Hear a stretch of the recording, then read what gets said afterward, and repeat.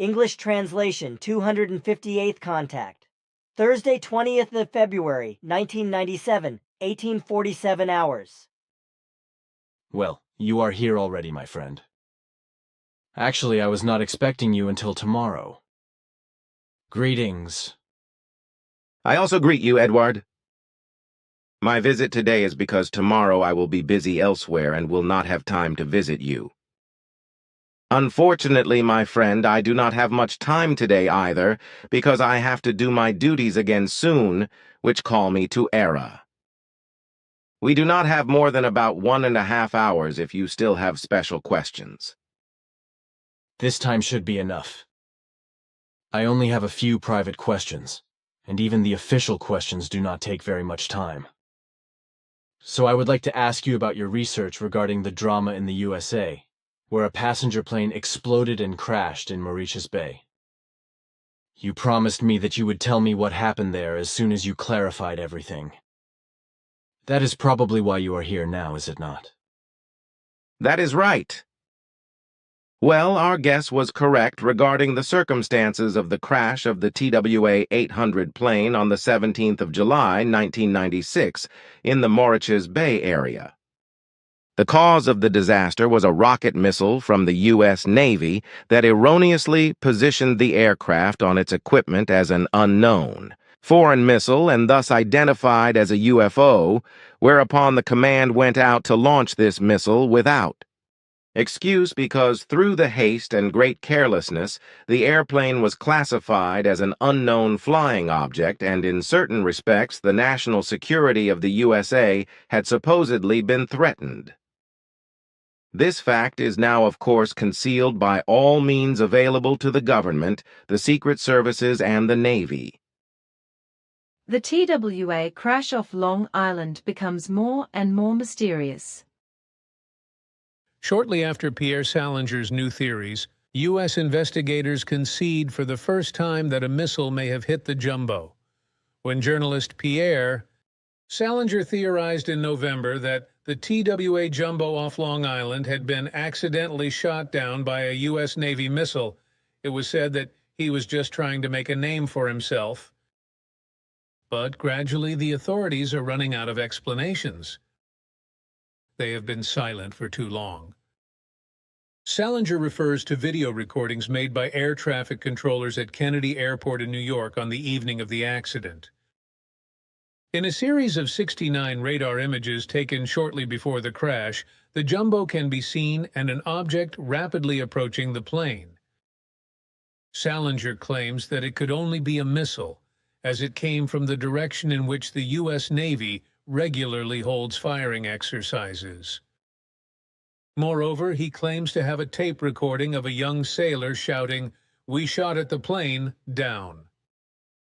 But it is not so much the evidential value of Salinger's statements that is causing the authorities distress. Rather, they wonder why there is still no clear explanation as to what investigators believe was the cause of the crash. Even in the serious U.S. press, speculation is again taking hold as to whether the Pentagon, FBI, and White House are involved in a vast conspiracy to cover up the cause of the crash of TWA Flight 800. In fact, the case is becoming more and more mysterious. James Callistrom, chief investigator in the TWA case, speaks of false allegations and frivolous chatter. At the same time, however, he has now for the first time admitted the possibility that a missile could have hit the jumbo. The difference, Callistrom thinks it could only have been a terrorist missile. Now the nation is puzzled as to why he is so sure. If it really was friendly fire on the 17th of July, 1996, it would have been an embarrassment not only for the crisis-ridden Navy. In the midst of the election campaign, the scandal would also have damaged President Clinton's chances of victory. And then, there is something else. Salinger believes the crash was caused by a kinetic missile in the course of secret tests, which violates the agreements of the SALT I Treaty. The government would therefore have to face the accusation of developing new weapons in violation of international law. Original newspaper article source, https://. Berliner Zeitung. The Saturday, 15th March 1997.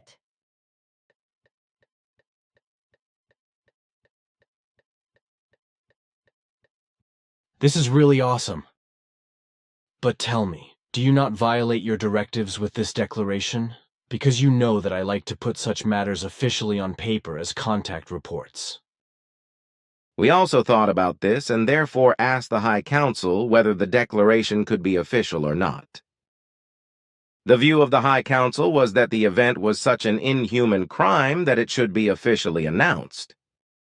Under the guise of national security, the High Council declared, the U.S. military and the U.S. intelligence services and their government committed such disgraceful crimes in secret missions that the worldwide public should be made aware of them in order to denounce all the disgraceful machinations and bring them to a standstill over time.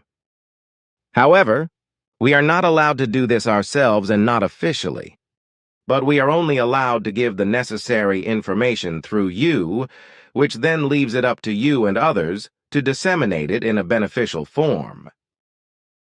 But these crimes also fall under secrecy in America. That is correct, but by the promise of the High Council we may give you the information in this particular case for official use. I thank the High Council. And of course, the thanks also go to you who have clarified the circumstances of this criminal event. And while we are at the USA, recently a journalist named Luisa Francia told me that on the 17th of April 1897 in or near one of the USA Aurora, a UFO, respectively a spaceship, crashed and exploded. Do you have any records and do you know anything about it?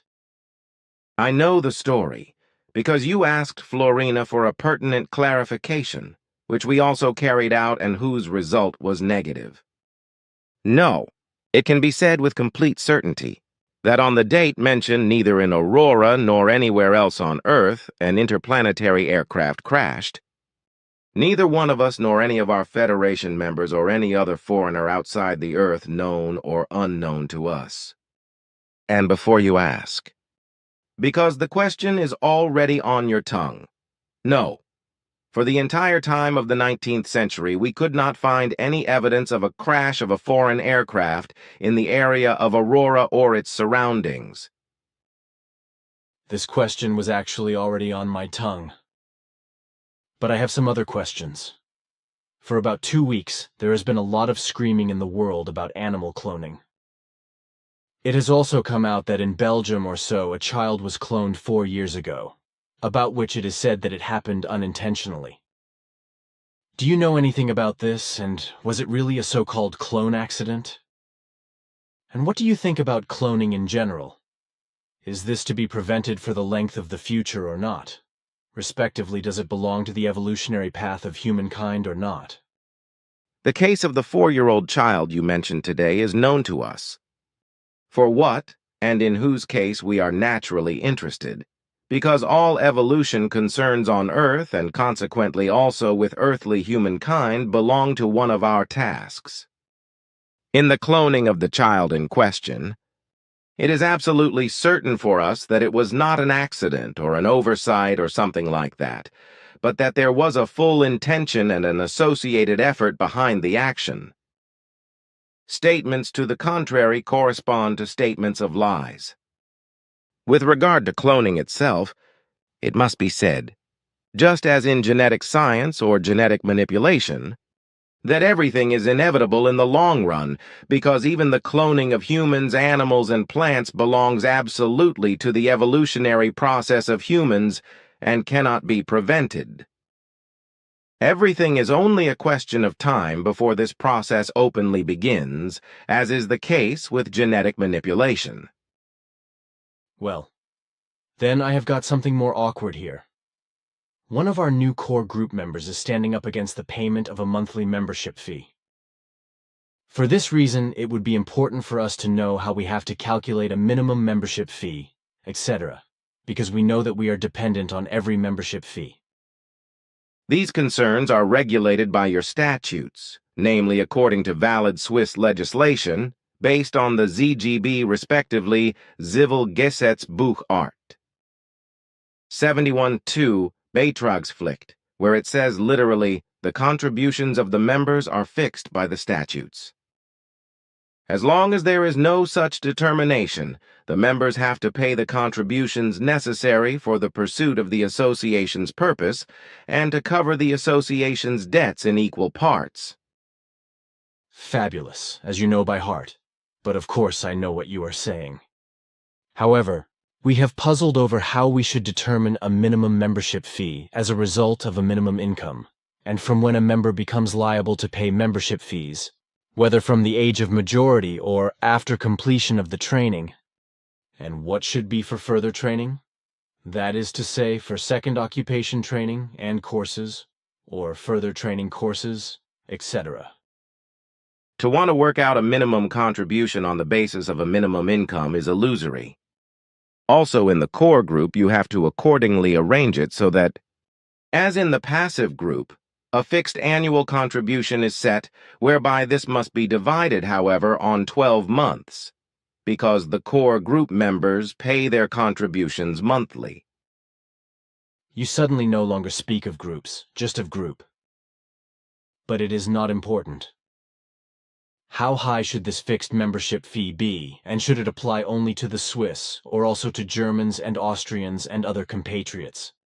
With regard to the fact that the core group members form the essence of the entire formation and have to provide the greatest performance in every respect, I find that a fixed annual membership fee of CHF 1200 is fair and reasonable, and therefore a fixed membership fee of CHF 100 per month is payable.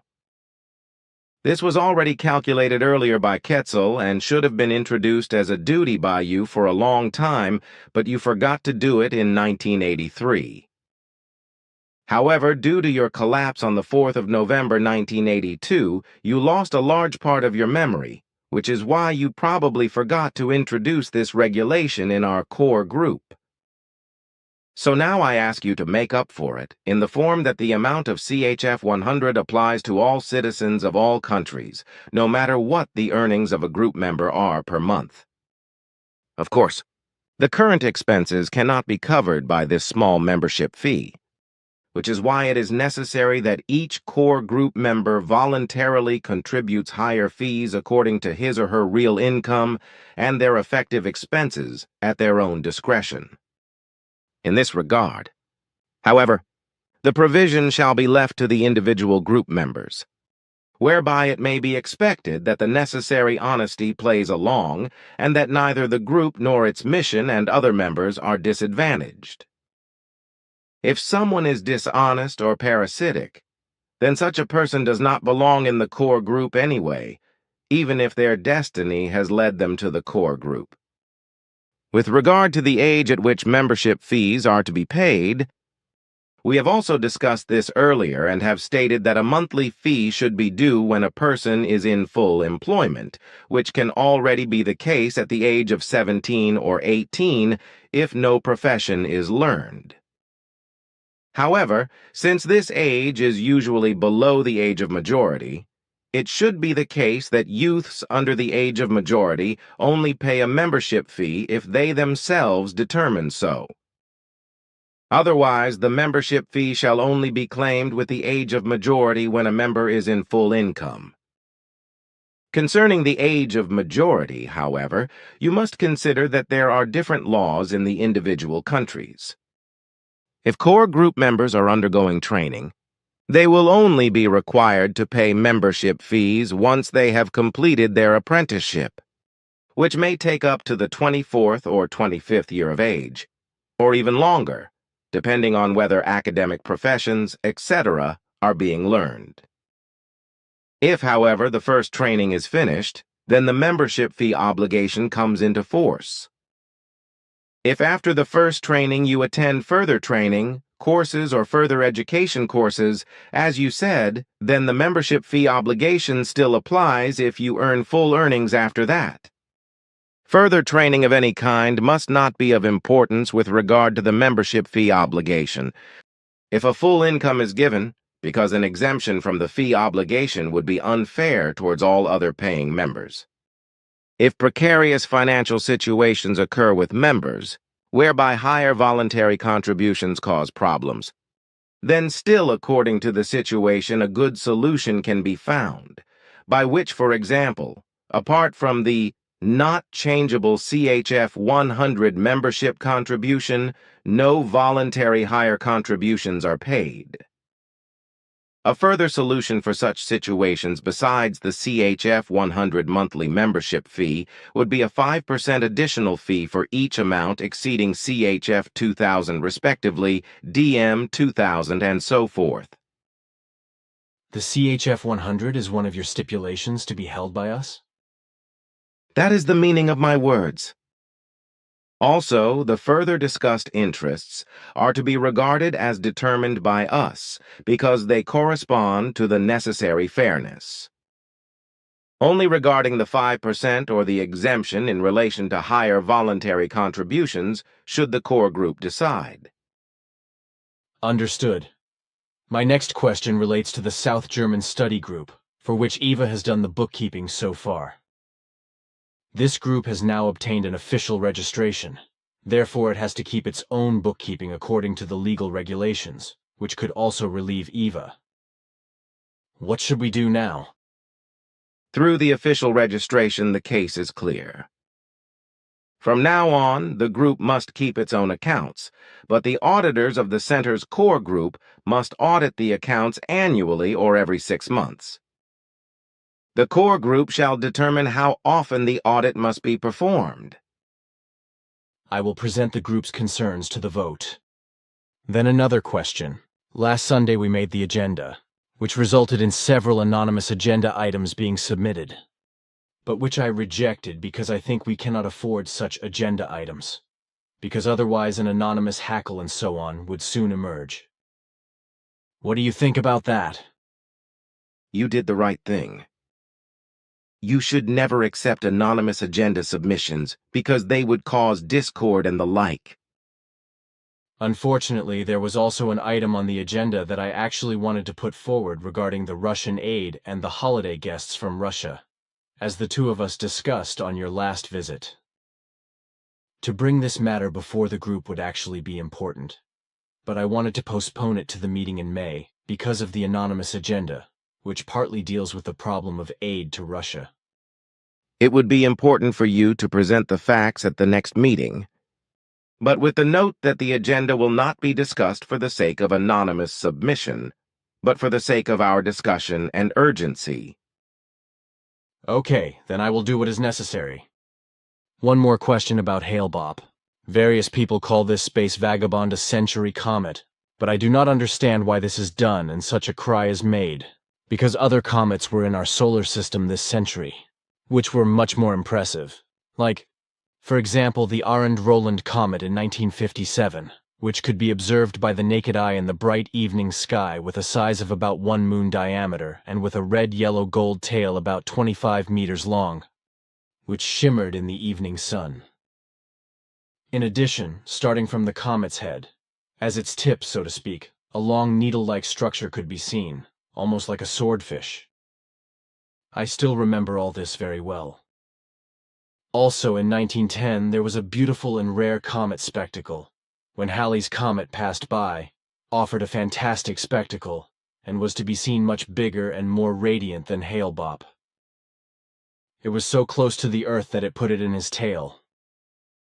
I read a lot about it, but also old people told me a lot about it, who raved about this comet as well as about Arend-Roland.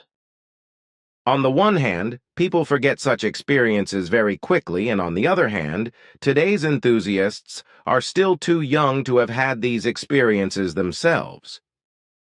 Even records made according to the events are often so unsatisfactory that reality is only passed on extremely inadequately.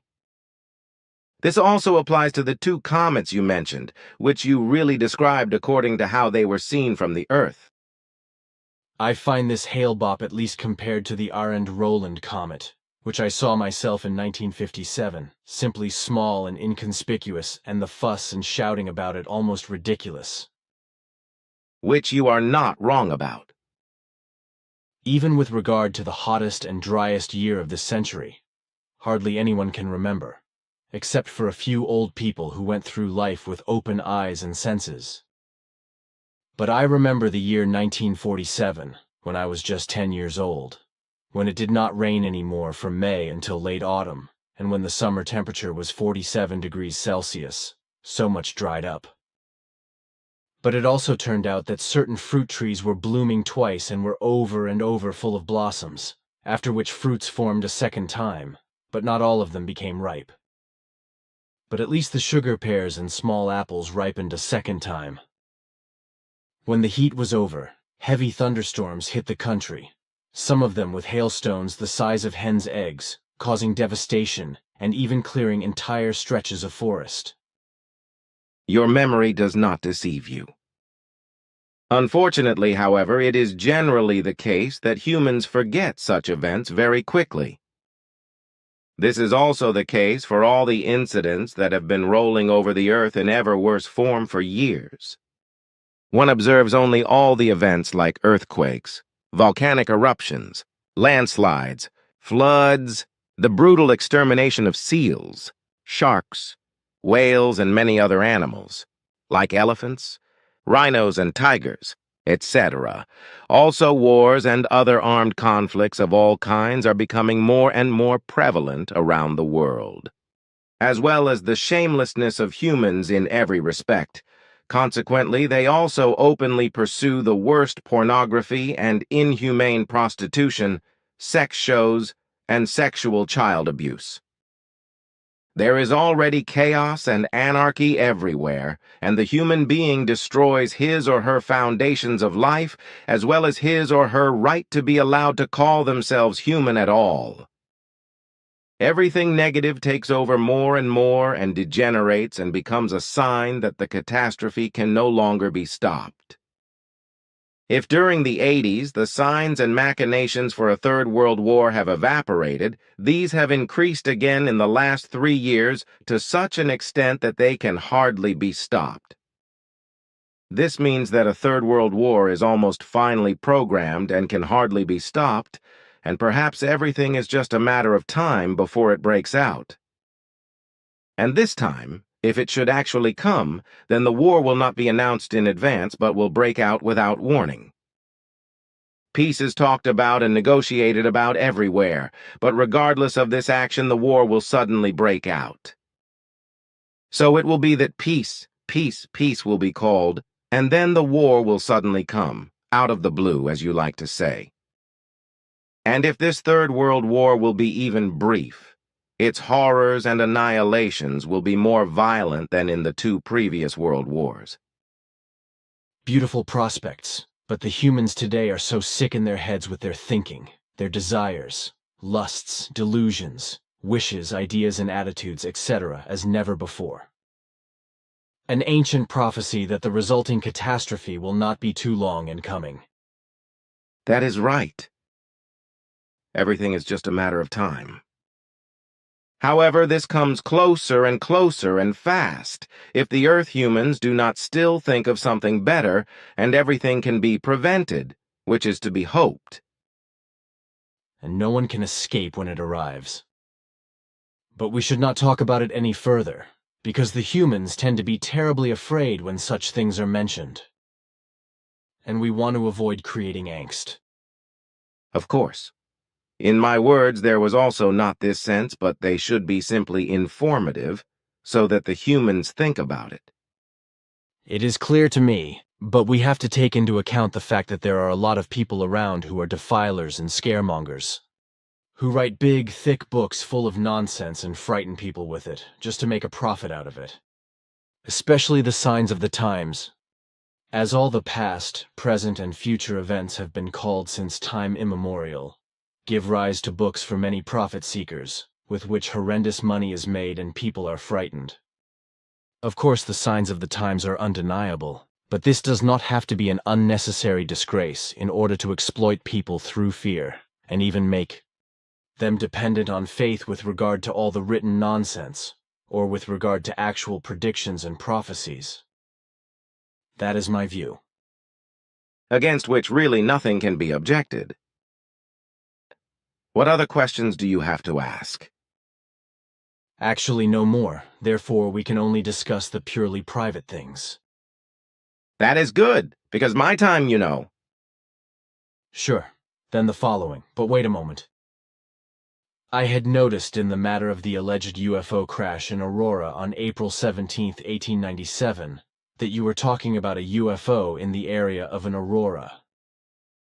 Does this mean that you have made clarifications in every area where there is a place called Aurora? As I took the trouble to find the different auroras in the USA, I came across 10 of them, which I wrote down here. There is a place called Aurora in North Carolina, USA, in Colorado, USA, Illinois, USA, Indiana, USA, Kansas, USA, Minnesota, USA, Missouri, USA, Nebraska, USA, New York, USA, and Utah, USA. I also found an aurora in the Pacific Ocean, PT. Macquarie and one each in Angola, Brazil, Ontario, Canada, South Africa, and Mindanao, Philippines. That is right. We actually considered all areas in and around the American towns of Aurora and clarified everything that was necessary. And in order to prevent any misunderstandings or omissions, we have also done everything to create clarifications in all areas of the remaining worldwide places called Aurora. We have even been considering areas where in earlier times places called Aurora existed, such as American Texas, etc. When we were unable to find anything in any of these areas, we monitored the entire Earth during the 19th century, but this did not lead to any result in terms of a crash of a non-Earth aircraft. And how certain is this result? Absolutely. So then the information I have received from various sources is nothing but fantasy. In all, I was told about this alleged UFO crash, that on the 17th of April 1897, in or near a place called Aurora in the USA, a large aircraft exploded and crashed in a huge fireball, after which a piece of metal was allegedly found in the judge's garden of Aurora. Of course this is nonsense, because such an aircraft neither exploded in the air nor crashed. But what could be related to this is the fact that we found out on the date mentioned by you in Aurora in America that disappeared from the map today. A meteor shot past and exploded high above the place, from which strange pieces of metal were also thrown off. Concerning cloning, I have another question, the answer of which is clear to me, but which I would like you to confirm, so that there is an official answer in the contact report. If a life form, no matter if human or animal, is cloned, then, as is well known and logical, an image of the life form from which the material for the cloning originates is created. This is actually clear to every rational person who is orientated towards it. On the other hand, it seems to be the case that not everything is clear for different humans with regard to the spiritual form and the overall consciousness block, which is why I was asked about the real connections. What has been clear to me since time immemorial, I also gave as an answer, that in a cloned life form, a part of the spirit form and the overall consciousness block of the original material donor does not move into the new body, but a completely different spirit form with its own overall consciousness block. Thus, of course, it also appears that in both the clone material donor and the clone two completely different spirit forms and overall consciousness blocks come into play, whereby of course the mental and consciousness-based development of the clone donor and the clone are completely different. There is therefore no need for equality in this respect, because nothing can be inherited in this regard. Heredity of characteristics and attributes, etc., can only occur in physical form. For example, complete equality of the body, physical abilities, deficiencies or movements, etc. For my part, I would have explained the connections in this form too. Your explanations correspond to the actual facts. Thank you. I would also like to say that I think it is simply stupid what Greenpeace and the Greens, as well as the like-minded, are doing about protest actions and other idiotic counteractions concerning genetic engineering. Instead of creating useful laws to protect genetic engineering and cloning, these idiots have to make terror and prevent everything from working properly. This inevitably leads to a situation where one day, genetic engineering and cloning technology will degenerate, and there will be no relevant laws at all, which will undoubtedly end in a fiasco, as prophecies already say. We have already talked about this, but I wanted to say it again. And with that, my friend, I have shot all my official powder, so that we can now go over to the private. That is, if I can still get one last question answered, which came up in a conversation conducted lately, which was about the psychological balance. You once explained to me that with negative and ill thoughts and associated negative and ill feelings, the production of a certain amino acid is so greatly reduced that the production of another necessary substance, which is necessary for the balance of the psyche, is also reduced. In this context, you also mentioned that the same thing happens when a person suffers from hunger, including slimming diets. I do not know what the two substances you mentioned are called anymore. What you say is correct. The basic cause that negative and pathological thoughts and similar feelings damage and upset the psyche is the same as in diet-related starvation cures. Starvation cures, at least dietary form, as well as negative, pathological thoughts and similar feelings trigger a chemical process that reduces the production of the amino acid tryptophan, which in turn is necessary for the production of serotonin, which regulates and ensures the maintenance of mental balance. And how are these substances called here on the Earth? The terms I mentioned are the ones you know. Thank you, that is enough. Then I have no more official questions.